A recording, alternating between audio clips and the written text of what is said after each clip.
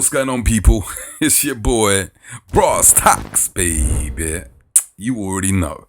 Listen, I am drained. I am emotionally spent. I just watched The Joker. Now, before I start my review, I want to talk to you about my favorite TV show of all time. There's a reason for this.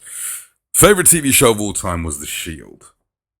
I love it. I watch it at least once a year. The best TV show. And anyone who's watched it will probably tell you the same thing. Sons of Anarchy, a close second. But let's talk about The Shield for a sec. The main characters of this TV show are the bad guys. You are rooting for them throughout 7 years. Every fucked up thing they do, you minimalize it because you like these guys. And you do this, like I said, for 7 years.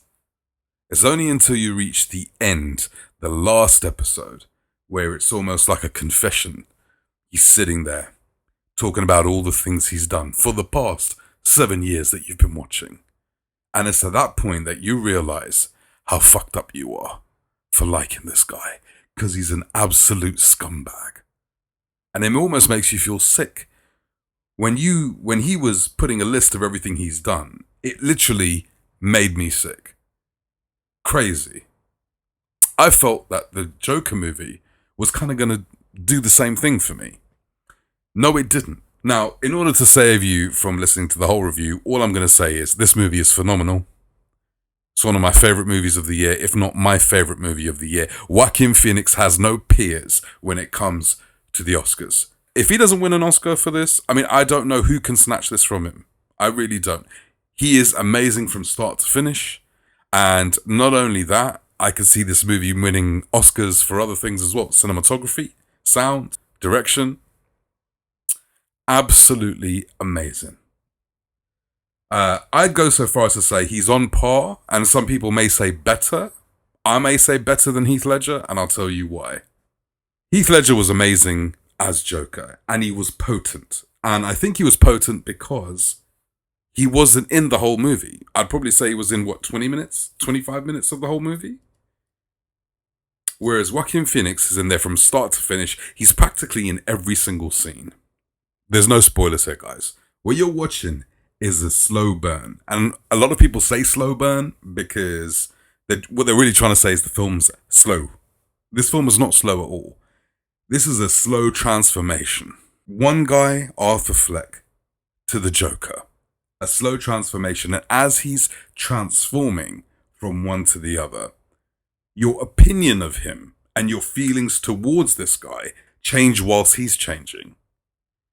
You're going to feel one way about him at the beginning, and you're going to feel an entirely different way about him at the end.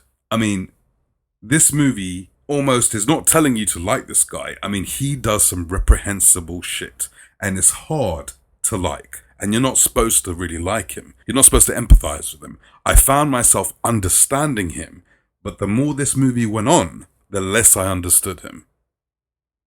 And that's great filmmaking, that's great acting. I didn't want a Joker film because I liked the mystery about him, but the way they've portrayed him here, I'm more than happy with. There are things that happen in this movie where hardcore comic book fans will appreciate, and there's scenes in this movie where casual fans will also appreciate. It's something for everyone, but it is vicious. It's a hard R rating. But saying that, and I have been looking at a lot of the reviews. People have been sensitive about this movie. Why don't you guys do some push-ups or something? It's a movie, for God's sakes. People making me sick. I'll tell you something else. Deadpool had a higher body count. Avengers had a higher body count. Age of Ultron had a higher body count. Man of Steel had a higher body count. I could name you 10, 15 comic book movies that have a higher body count than this movie. It's crazy. It's a must-watch, people. It does take from Taxi Driver a lot and Kings of Comedy, but it doesn't copy, but there are a lot of nods to those movies. You can see that this movie's been influenced by them and Martin Scorsese as well. The cinematography, wow, that's winning an Oscar too. This movie looks gorgeous. It's filmed beautifully. It's acted beautifully. I think DC found something here that's it's untapped, right? They've got a movie, a hard R, gritty movie based on a comic book character. They need to do more of these. More of these, because this is a home run. This is fantastic. Absolutely fantastic, guys. And I'm not going to go on and on about it because there are so many scenes I do want to talk about, but I can't talk about it without spoiling it. And I don't want to spoil it. If there are any more trailers that come out before you see this, don't watch them. Just go in and watch this shit. Amazing, guys. Seal of approval. I'm going to go watch it again. Just thought I'd give you a heads up, give you my opinion on this. A1. Alright, guys, you take care. Tell me what you think. Anyone who's watched it, tell me what you think, but don't spoil it for anyone in the comments section. Alright, guys.